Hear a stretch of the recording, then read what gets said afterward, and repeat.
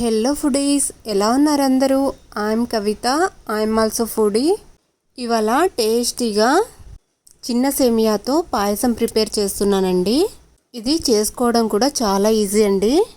పాయసం కోసం ముందుగా మనం 1/2 లీటర్ పాలను స్టవ్ మీద పెట్టి ఇలా మంచిగా పొంగు వచ్చే వరకు మరగనివ్వాలి.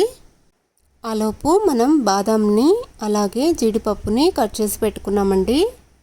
ఇలా పాలు మరుగుతున్నప్పుడు సేమియాను ఇలా ఉంటాయండి. సేమియా అయితే వీటిని ఇలా చిన్న చిన్నగా ముక్కలుగా కట్ చేసుకుని, ఇవైతే ఇలానే పొడవుగా వచ్చాయి, మన నూడిల్స్ లాగా. వీటిని ఇలా వేయించుకుంటున్నానండి. ఇలా కట్ చేసుకొని ఒక ప్లేట్లోకి వేసుకున్నాను. ఇలా మనకు ఎంత సేమియా కావాలి అనేది చూసుకొని ఇప్పుడు ఇందులోకి సేమియా వేస్తున్నానండి.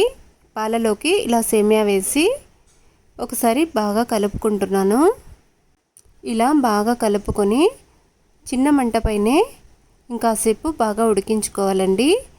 ఇది ఉడుకుతున్నప్పుడు ఇందులోకి ఒక హాఫ్ స్పూన్ అంతా నెయ్యి కూడా వేస్తున్నానండి. నేనైతే నెయ్యి వేస్తే టేస్టీగానే ఉంటుంది, అలాగే ఫ్లేవర్ కూడా చాలా బాగుంటుందండి.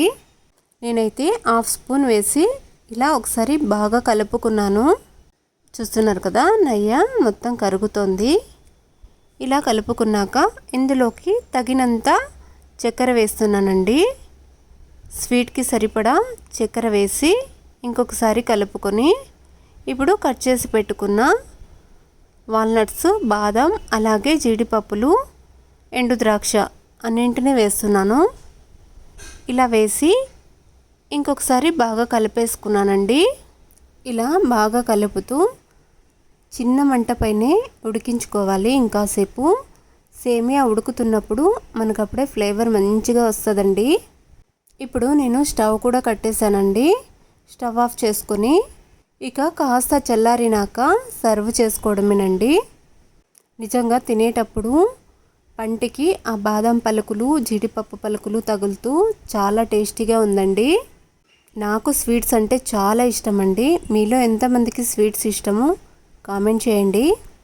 అలాగే ఈ రెసిపీని మీరు కూడా ప్రిపేర్ చేసి నచ్చితే మాత్రం లైక్ చేసి, షేర్ చేసి, సబ్స్క్రైబ్ చేసుకోవడం మర్చిపోకండి. ఇంకొక వీడియోతో కలుద్దాం.